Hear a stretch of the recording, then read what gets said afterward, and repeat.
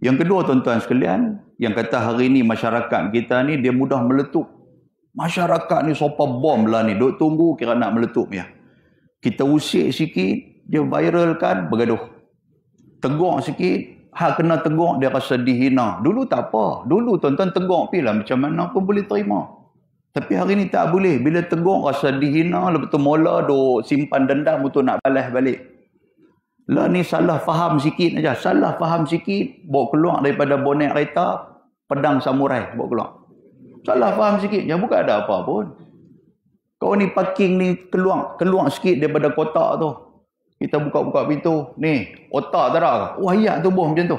Ni parking betul-betul ke? Kita dengar, kita pula baru habis daripada duk mandi minyak silat gayung. Kata otak tak ada, buka bonet, bawa keluar samurai macam nak. Oh tuan-tuan, hari ni parking kena belok sikit, bola nak